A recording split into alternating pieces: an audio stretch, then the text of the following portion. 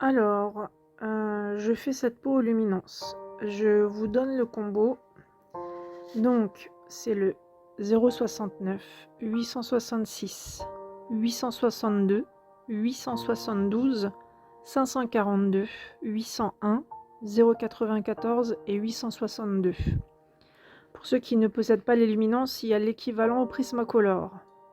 1081, 1092, 140, 927, 1017, 1019 et 928.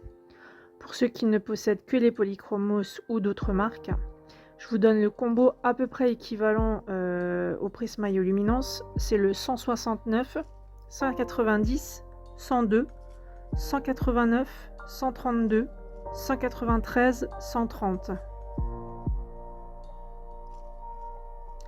Je vous laisse regarder le speed coloring.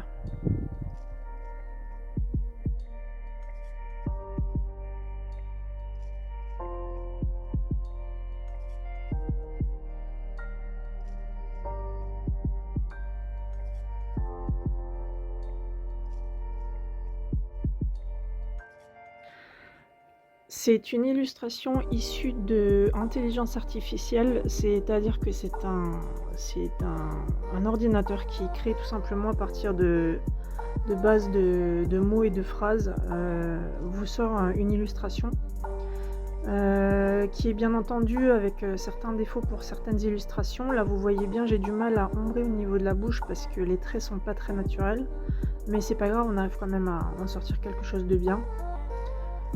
J'ombre énormément la joue. Certains pourraient croire que c'est trop foncé, mais sachant que quand je vais venir blender avec la couleur la plus claire de mon combo, ça atténue forcément vos couleurs, donc n'ayez pas peur, on peut toujours essayer de rattraper. Tant que vous n'avez pas saturé votre papier, ça peut aller. Vous allez voir qu'à un moment donné, je vais faire des mouvements au niveau de la zone de lumière en hachurage, c'est-à-dire de haut en bas et de droite à gauche, à l'instant même. Cette méthode permet tout simplement de bien fondre les couleurs entre elles et d'éviter les traces. Et aussi pour un certain confort de rapidité de mise en couleur sans avoir à faire des petits mouvements circulaires et du couche par couche en fait. J'ai trouvé cette méthode moi-même, donc je trouve qu'elle est vraiment pratique et on perd beaucoup moins de temps.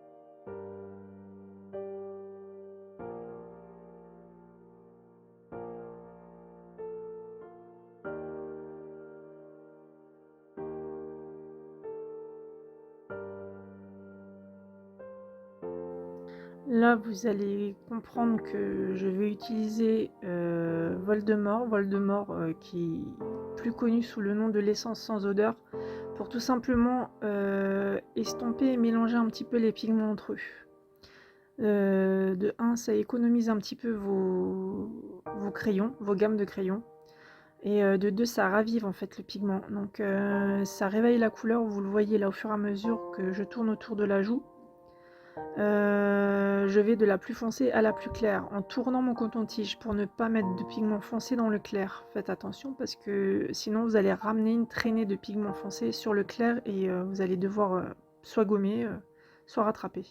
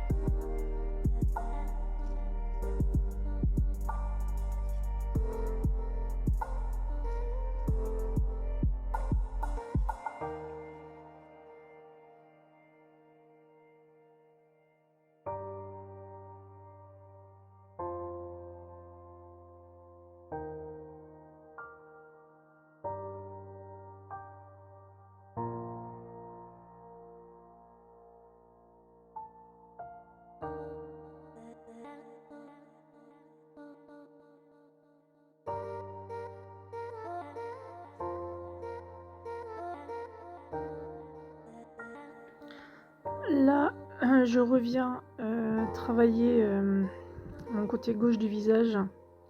Je trouve que ce n'est pas assez ombré.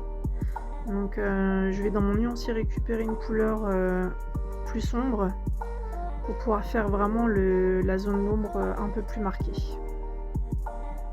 Donc, vous allez voir, je vais l'appliquer et du coup je vais repasser systématiquement avec mon combo de crayons que j'ai utilisé auparavant pour justement mélanger les couleurs entre elles et ne pas avoir de démarcation.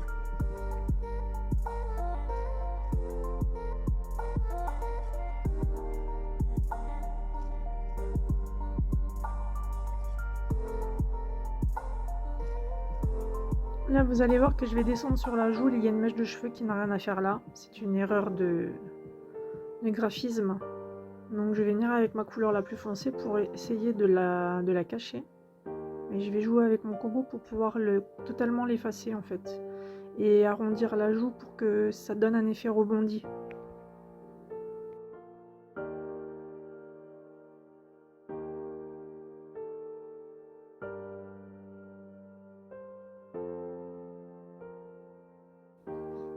Et là, vous êtes en train de vous dire « Oh, elle est en train de ruiner le colo. C'est trop foncé. » Mais non. Regardez la suite.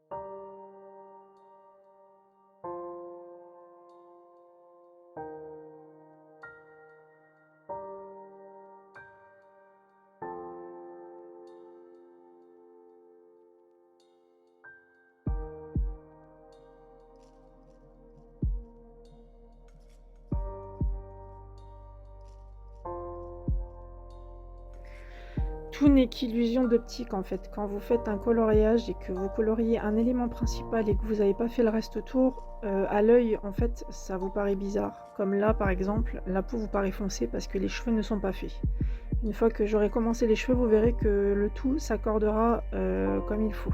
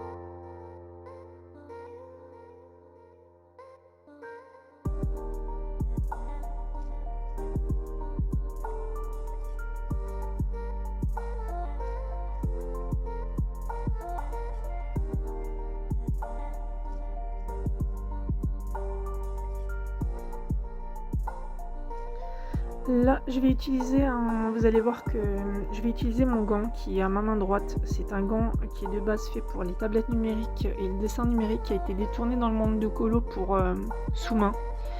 C'est tout simplement pour éviter de trop salir votre coloriage et que les pigments en fait, vous salissent, certaines zones. Alors certes, ça ne vous arrête pas totalement les salissures, mais ça les restera quand même beaucoup et vous allez voir qu'avec mon doigt, en fait, je vais faire des mouvements sur la surface pour, finir de mélanger le pigment que j'estompe avec l'essence sans odeur. Ça vous permet un rendu lisse et bien terminé.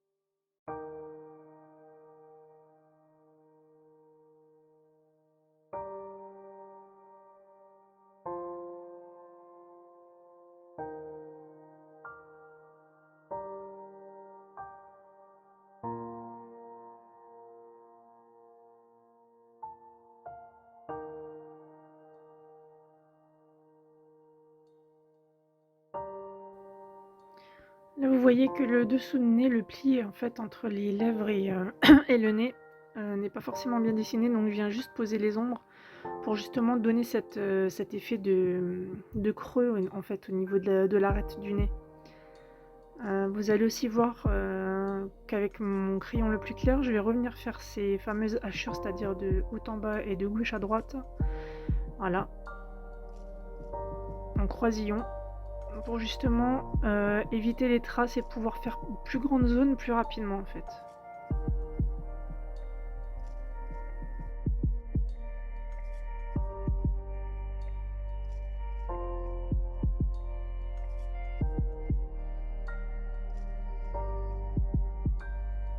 Je précise bien sûr que avec les luminances, il faut travailler d'une certaine manière, c'est-à-dire qu'on ne peut pas faire du appuyer-relâcher. Avec les luminances, il faut quand même ne pas beaucoup saturer le papier dès le départ parce que sinon vous allez vite avoir un amas de pigments que vous n'arriverez plus à travailler.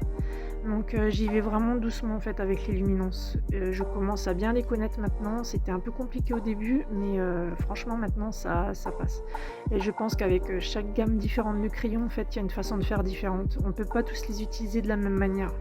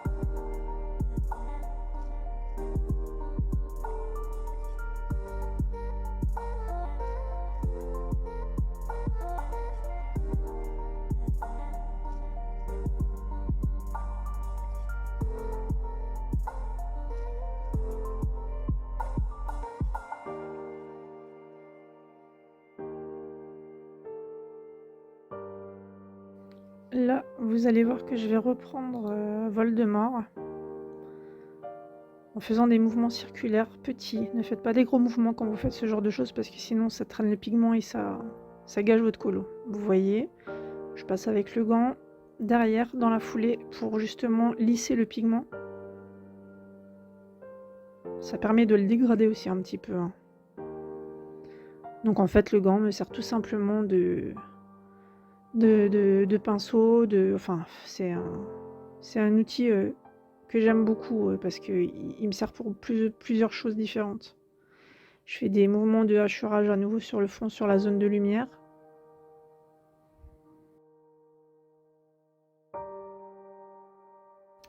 Je reviens estomper avec le coton-tige et le restant d'essence sans odeur, mais par contre là, je vais partir du plus foncé vers le plus clair pour justement ramener du pigment un peu plus sur la joue pour éviter de réutiliser mes crayons.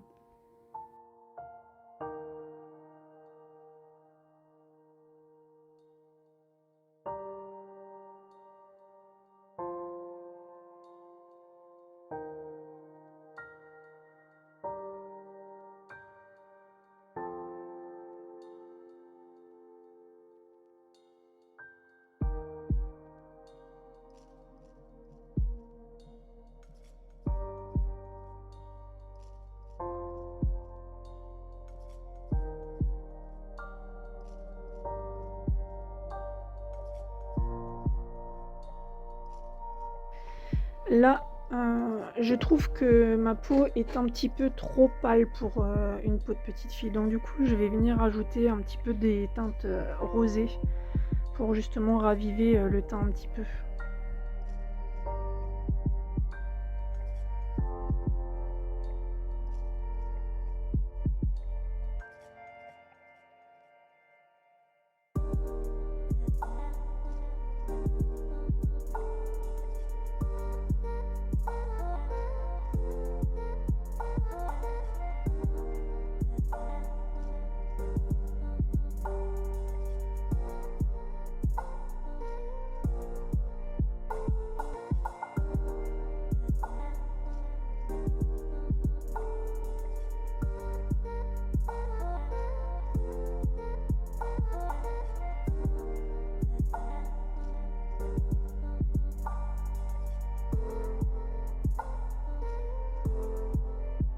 Et vous pouvez observer que malgré le nombre de couches que j'ai mis de crayon, je peux encore revenir rajouter des couleurs par-dessus parce que tout simplement j'ai pas appuyé, que j'ai pas saturé mon papier, que j'ai beaucoup travaillé avec l'essence sans odeur. Ce qui permet de retravailler à l'infini en fait derrière. Quand vous posez de l'essence sans odeur, vous pouvez revenir travailler, retravailler parce que le papier n'est pas forcément saturé par le pigment du crayon.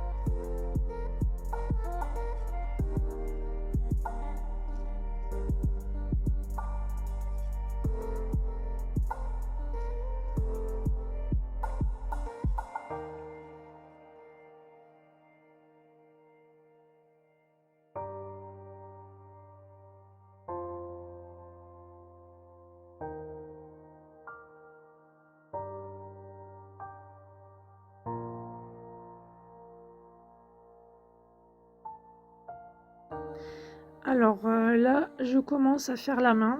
Je vous avouerai que c'est une partie du corps que je n'aime absolument pas mettre en couleur. Me demandez pas pourquoi, mais les pieds et les mains, j'aime pas ça. Bref, petit clin d'œil pour, Willine. Celle-ci n'a pas 6 doigts, mais elle en a bien 5. On en voit 4, mais elle doit en avoir 5, hein. On va dire qu'elle en a 5. C'est, une petite, heu, une petite aparté par rapport aux illustrations AI que vous pouvez trouver un petit peu dans les Gundrun Hall et cetera, où, ben, parfois les personnages ont 6 ou 7 doigts, ou alors ils ont des doigts désarticulés, mais ça, malheureusement, même l'informatique n'est pas parfait. Il y a des défauts partout, donc étant donné que ce n'est pas un être humain qui l'a défini, heu, voilà.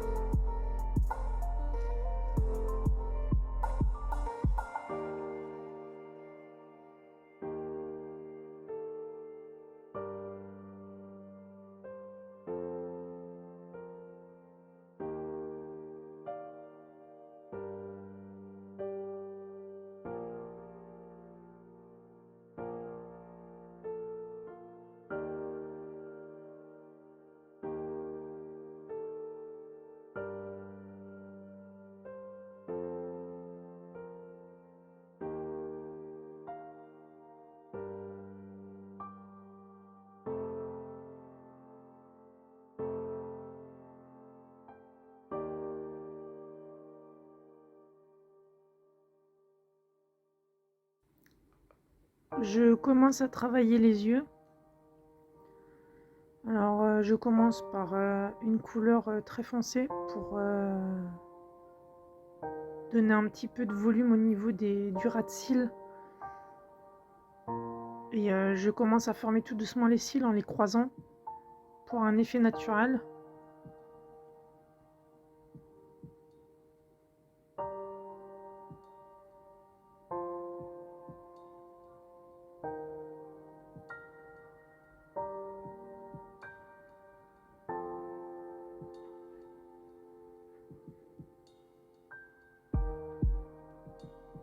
Je prends mon noir, j'ombre au niveau du ras de cils supérieur pour justement la zone d'ombre en fait de notre œil. Ensuite, je viens avec le bleu le plus clair des luminances, comme le bleu poudré des Prismacolor pour faire un ombrage dans le blanc de l'œil en fait. Ça permet de donner une dimension et une profondeur. Sans ça, vous n'avez pas le même résultat en fait. Et je viens l'estomper avec le blanc des luminances.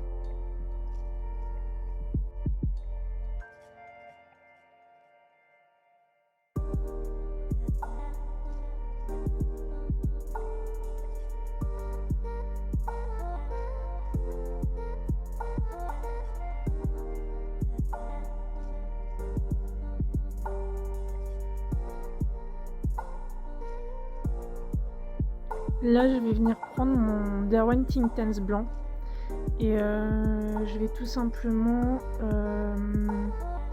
l'humidifier en fait. Je vais mettre de l'eau dans un fond de bocal.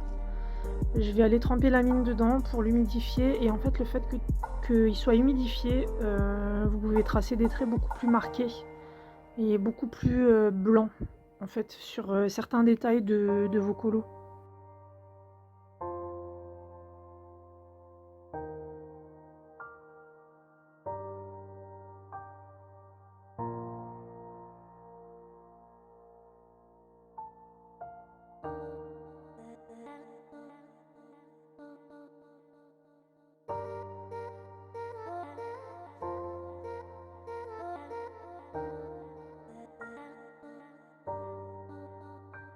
Oui, vous allez me voir plusieurs fois revenir sur les yeux, mais c'est l'éternel perfectionniste que je suis qui prend possession de moi et qui m'oblige à revenir 10 fois sur la même zone. Voilà.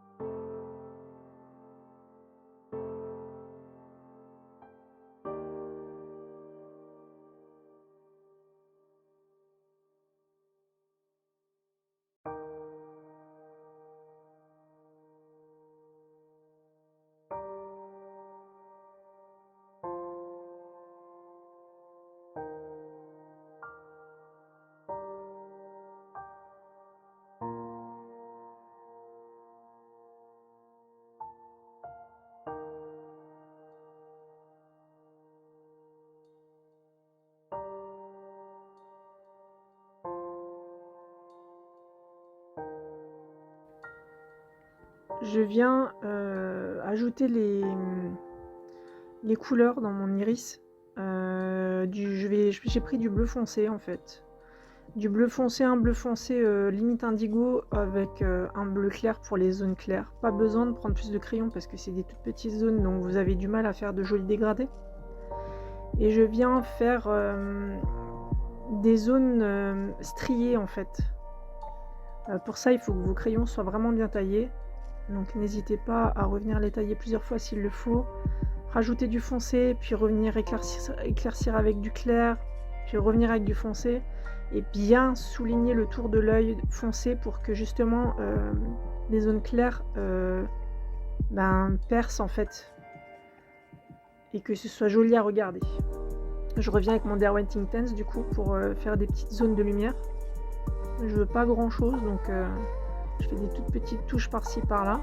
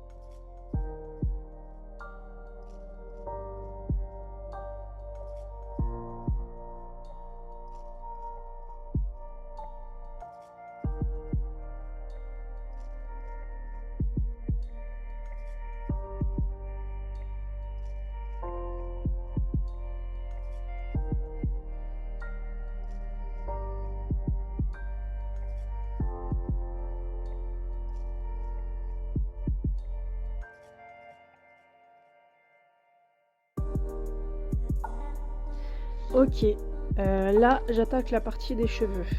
Pour les cheveux, j'utilise les feutres à alcool OUU, point de broche. Pour, les cheveux, j'ai pris exactement le WG01, le YR95 et le R28.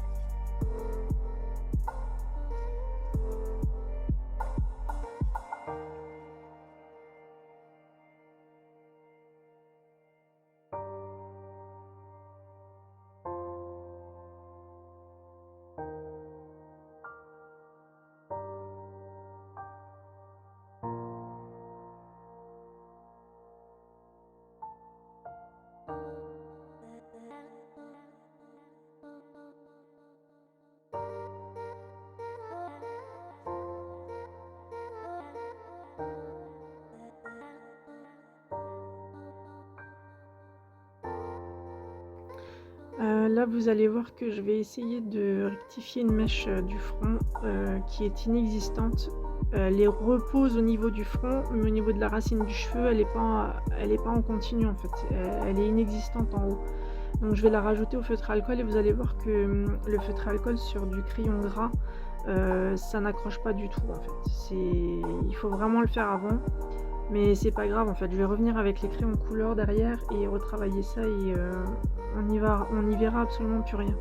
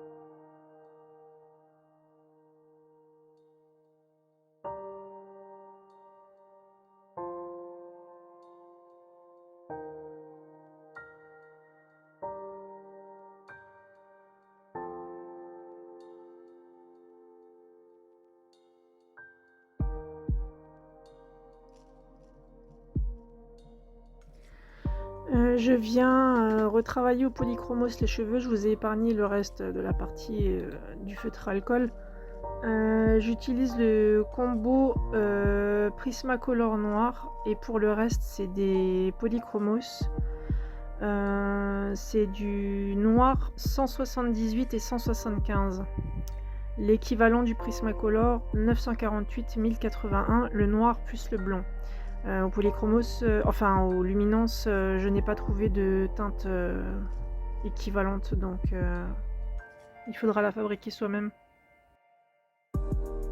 Donc là, je vais venir au fur et à mesure corriger en fait certaines mèches de cheveux qui ont mal été, enfin, où le graphique n'est pas joli. Donc je viens poser des ombres un peu par-ci par-là pour justement donner cet effet de contraste de boucle. Pour effacer des mèches d'en dessous qui n'ont rien à faire là, qui ne sont pas dans le bon sens, je viens là exactement poser du crayon sur une boucle avec mon crayon le plus foncé parce que ben, je veux donner cet aspect de longitude en fait, que la boucle se termine d'en haut jusqu'en bas. Parce que les cheveux à ce niveau-là partaient dans tous les sens. Donc voilà. Donc comme quoi on peut vraiment transformer une illustration AI avec ses défauts. Mais parce qu'aussi il y a beaucoup de qualité dans ces illustrations, il ne faut pas se mentir, hein.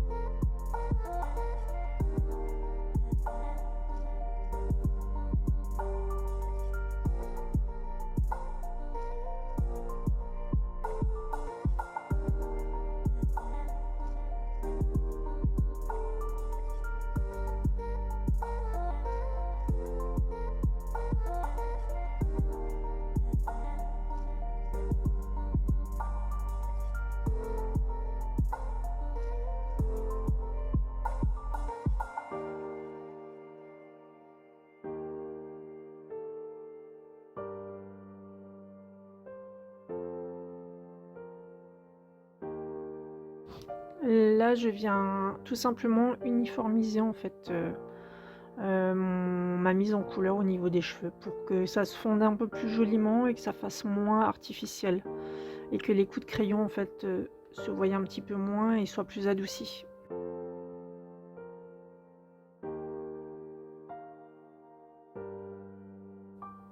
D'où l'astuce de poser une base avant de colorier vos illustrations, c'est déjà de gagner en temps, mais aussi en contraste en fait. Même si vous repassez par-dessus, c'est comme si vous avez fait, on va dire, au lieu de faire 5 couches de crayon de couleur, vous allez en faire que 2 ou 3. Ça sera largement suffisant, ça économise votre matériel et puis ça vous fait, apprendre à utiliser d'autres médiums comme les feutres à alcool ou l'aquarelle. L'aquarelle aussi est une bonne base, pour les mises en couleur.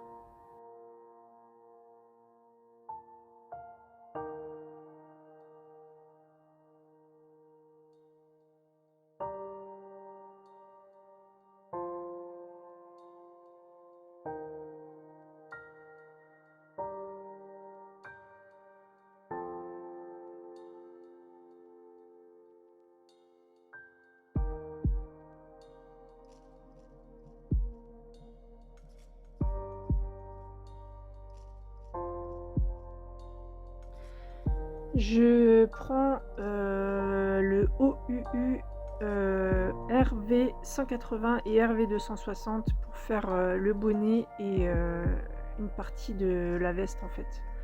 Là où c'est un petit peu, fluffy. Je rajouterai du bleu marine par la suite, vous verrez.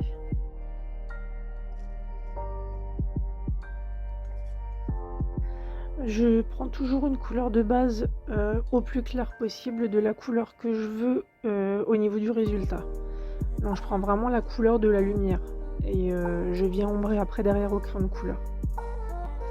C'est aussi une astuce pour éviter de vous retrouver avec un colo où vous aurez une base trop foncée et vous n'arriverez pas à la rattraper.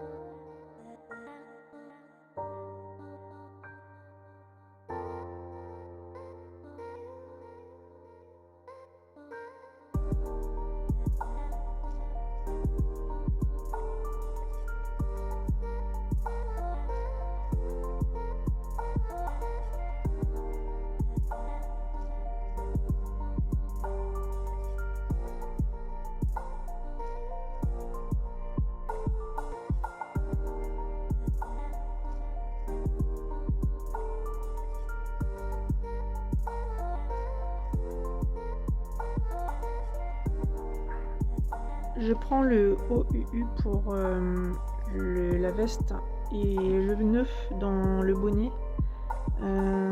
C'est le OUU B340. Je prends qu'une seule couleur et je prends la plus claire de mon combo que je veux prendre au niveau des crayons de couleur pour retravailler après derrière. Je rajouterai par après avec le crayon du noir comme toujours. Je vous donne l'équivalent des Prismacolor, c'est le 208, le 133 et le 904. Pour les luminances, les 649, le noir, le 660 et le 161. Ce qui concerne les polychromos, l'équivalent à peu près, à peu de choses près, hein, bien entendu, le 157, 247, 143, 146 et toujours du noir pour ma part. Vous remarquerez que j'insiste un peu plus au niveau des ombrages avec le feutre à alcool pour insister au niveau des plis du nœud, pour prédéfinir mes zones d'ombre en fait. Ça m'évitera de travailler plus le nœud que ça.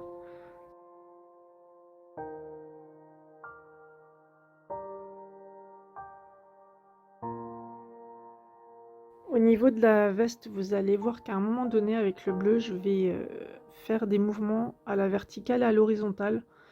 C'est un petit peu tout simplement le même système que mes zones de lumière dans le visage au crayon de couleur. C'est tout simplement pour ôter les marques. Avec le feutre à alcool, quand vous passez à l'horizontale et à la verticale successivement, ça vous enlève certaines traces. Parfois, forcément, ça reste. Ça dépend du papier que vous utilisez. Moi, personnellement, j'utilise le Clairefontaine Alpha 160 grammes. Je le mettrai en barre d'infos. J'ai jamais eu de problème avec ce papier-là, que ce soit l'aquarelle, tous les médiums vont dessus. Personnellement, je n'ai aucun souci.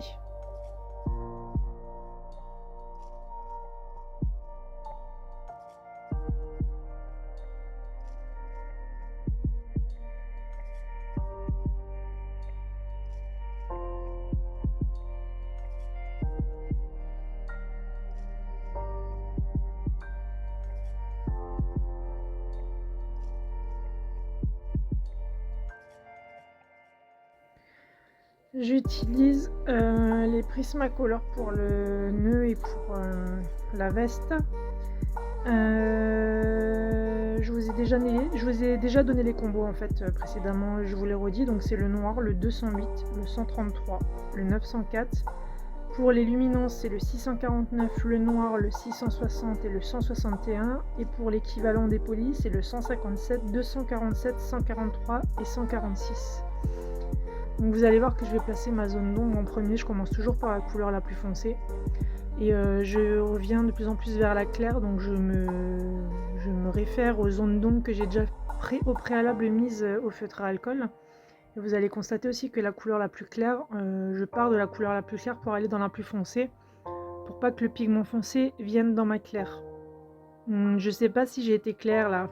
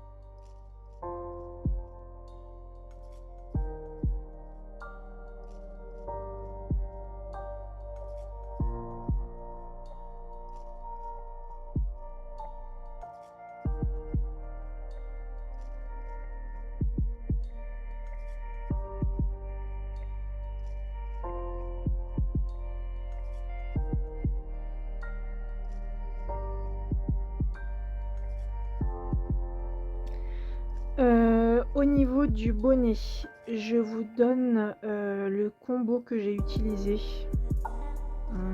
Est-ce que je vais le trouver? Oui.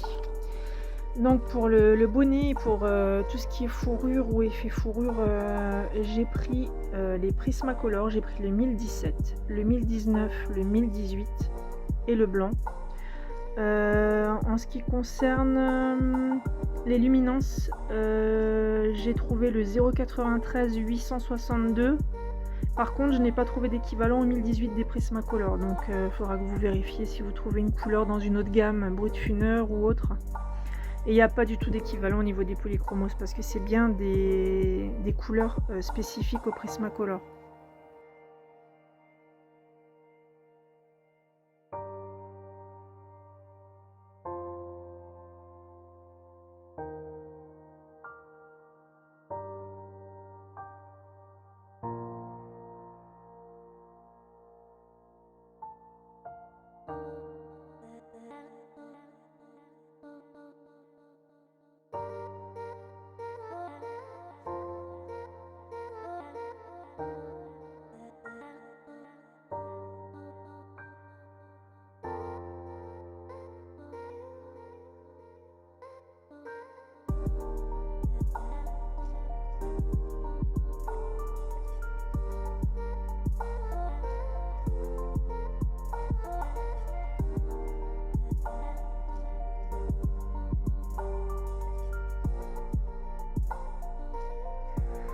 Là, je prends de l'encre Colorex aquarellable que je pose sur une assiette en porcelaine avec un pinceau broche qui me sert pour me faire les ongles au niveau du baby boomer quand je me fais un flouté.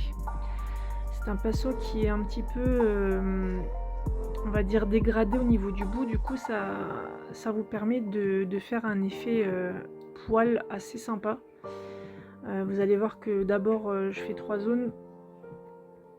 Vous allez constater que je vais passer plusieurs couches, hein. J'ai une partie qui est vraiment bien diluée sur l'assiette, une partie un peu moins diluée et une partie pas du tout diluée. Vous obtiendrez un joli résultat uniquement si vous passez plusieurs couches. Donc entre temps, il faut laisser sécher.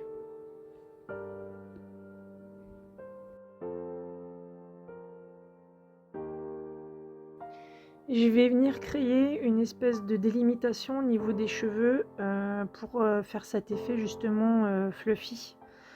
Que je vais estomper avec mon doigt par-ci par-là, que je vais laisser sécher, que je vais revenir travailler derrière pour justement obtenir un résultat optimal.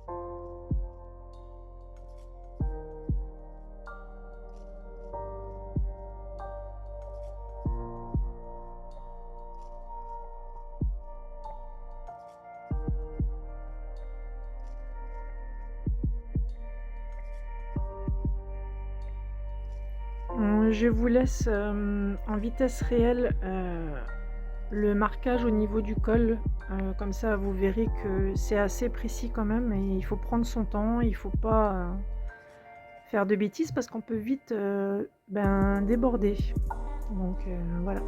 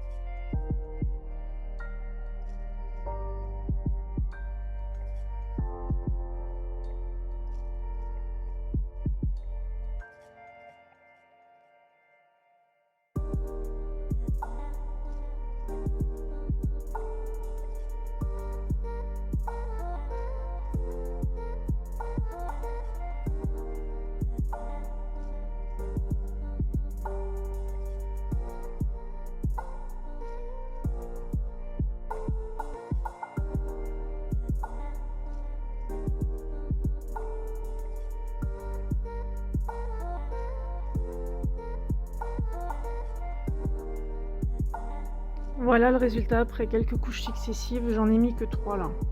Et étant donné que ça sèche quand même assez relativement vite, vous pouvez retravailler à la suite, hein. Vous commencez par une zone, puis vous descendez dans votre colo et vous recommencez par en haut, là où ça a été fait en premier. Ça sera certainement sec. Voilà, j'espère que cette vidéo vous aura plu. Je vous mets les liens en barre d'infos si jamais il y a besoin. Et si vous avez des questions, n'hésitez pas.